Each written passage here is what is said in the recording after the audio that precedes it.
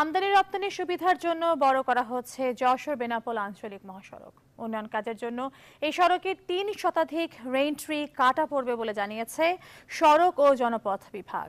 এসব গাছের বেশিরভাগের বয়স ১৫০ বছরের বেশি।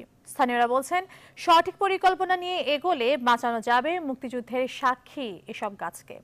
রিপন হোসেনের তথ্যচিত্রে ডেস্ক রিপোর্ট। ১৮৪০ সালে এই সড়কের দুধারে রেইনট্রির চারা রোপণ করেছিলেন জমিদার কালী পোদ্দার। আর সেই বৃক্ষগুলো যশোর বেনাপোল সড়কে এখনও ছায়া দেওয়ার পাশাপাশি অনেক ঘটনার সাক্ষী হয়ে দাঁড়িয়ে আছে। বর্তমানে হার্ড শোল্ডার নির্মাণ সহ সড়কটি আগের চেয়ে প্রশস্ত করা হবে। আর এজন্য দুই পাশের অনেক গাছ কাটতে হবে বলে জানালেন সড়ক ও জনপথ বিভাগের এই কর্মকর্তা। ৩ মিটার প্রশস্ত থেকে দুই পাশে হার্ড শোল্ডার সহ 10.3 মিটার করে নির্মাণ করা হবে। সেই ক্ষেত্রে এই গাছসমূহ কাটার প্রয়োজন হবে এবং সেই লক্ষ্যে আমরা গাছসমূহ যাতে যথাযথ প্রক্রিয়ায় কেটে সড়কটি প্রকল্পটি যথাযথ বাস্তবায়ন করা যায় সেই লক্ষ্যে আমরা কাজ করে যাচ্ছি। এই মহাসড়কের ভারত অংশে পুরাতন গাছগুলো বিশেষ উপায়ে রেখেই প্রশস্ত করা হয়েছে।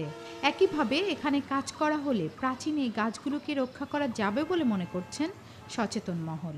কালীবাবুর যে লাগানো যে গাছগুলি অক্ষত রেখে এই পরিচর্যা করা এবং তার স্মৃতিটা যাতে বজায় থাকে সেই ব্যবস্থা করার জন্য আমি সংস্থা কর্তৃপক্ষের কাছে অনুরোধ জানাচ্ছি। আমরা কোনদিন চাই না এই গাছগুলো কেটে এখানে রাস্তা সংস্কার হোক। গাছ রেখে যেভাবে সংস্কার হয় সেইটাই আমরা দাবি করছি সরকারের কাছে। এই মহাসড়কের পূর্ণ নির্মাণের জন্য বরাদ্দ দেওয়া হয়েছে ৩২৮ কোটিরও বেশি টাকা। Desk report, news 24।